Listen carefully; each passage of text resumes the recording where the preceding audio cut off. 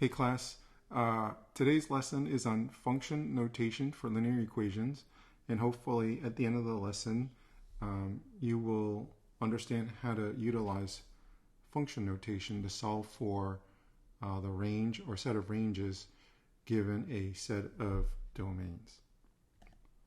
Okay, so what does this mean in plain English? Up until this point, you've learned to solve for equations that look like this.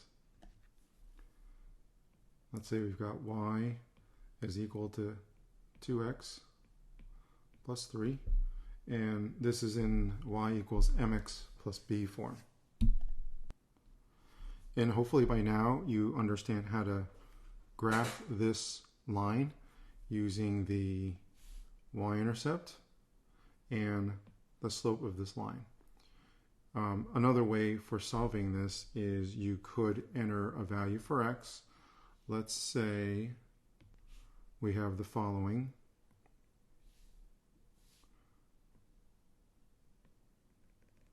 For this x value, we would solve for y. So let's say we entered the value 0 for x, 1, 2, and 3. Okay, so then we would enter 0 for x into this equation, and when x is 0, y is 3. And then when x is 1, we put that into the equation. We get y is equal to 5. And then when x is equal to 2, we're going to put that in the equation again. So 2 times 2 is 4, plus 3 gives us 7. And then when x is 3, we're going to get 2 times 3 is 6, plus 3 is 9. So we get 9 for y. Okay, so then now moving forward, what the function notation for this linear equation will look like is as follows. F of x is equal to 2x plus 3. Okay, so notice that the right part of the equation, or the right side of the equation, is exactly the same in both versions. Okay, the only difference is instead of using y, we now call this f of x. Okay, so then the reason we have this notation is rather than write a chart like this, we're going to put values of x right in there to solve for our y. So here's an example. Instead of writing 0 and then plugging it into the equation and getting 3, we would write as follows. F of 0 is then equal to 3. Okay, and where did the 3 come from? We plugged this value of 0 into this equation, and we get 2 times 0 is 0, plus 3 is equal to 3. And that's how we get that value. And then if we were to do this next one, where x is 1, we would write the following. F of 1 is equal to 5. And we get 5 because when we put 1 into this equation, we get 2 times 1 is equal to 2, plus 3 gives us 5. And then for the next value of 2 for x, we would write as follows. F of 2 is equal to 7 because when we enter 2 into this equation, we get 2 times 2 is 4, plus 3 is equal to 7. Okay, and then finally, when x is 3, we would write as follows. F of 3 is equal to 9.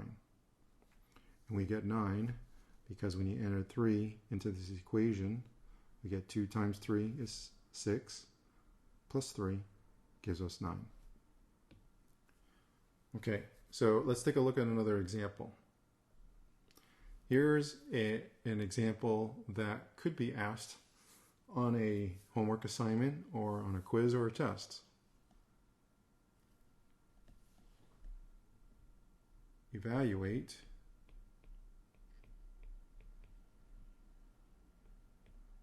f of x equals negative x plus 3 for f of negative 6 and f of 2. Okay, well, f of negative 6 is equal to, we'll say, and we're gonna basically copy this down, but we're gonna enter negative 6 into that equation. So we're gonna get negative 6 plus 3, which is the same thing as 6 plus 3. Okay, remember that a negative becomes a positive.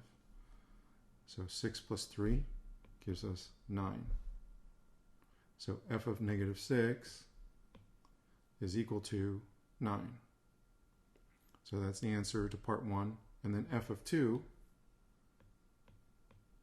is equal to, and we're going to just put the value of 2 into this equation, and we get negative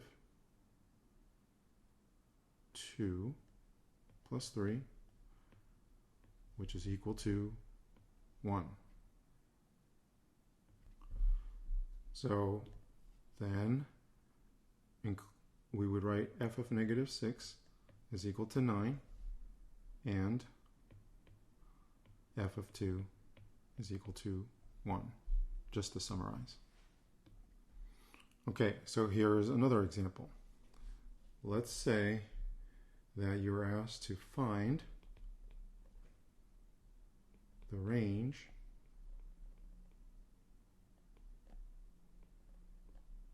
of the function f of x is equal to negative 3x minus 1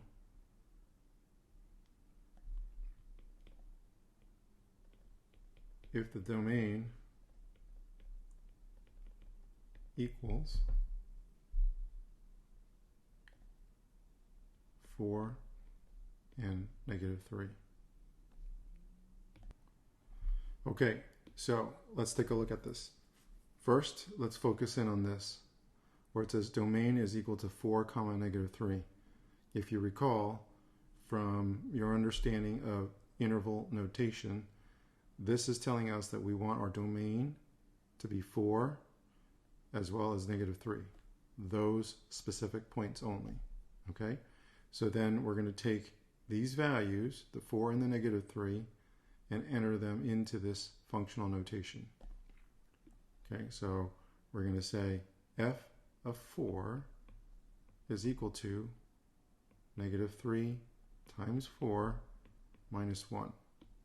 Okay, so all I did was I copied this equation, or this part of the equation down here, but rather than write x, I wrote 4 because of this 4.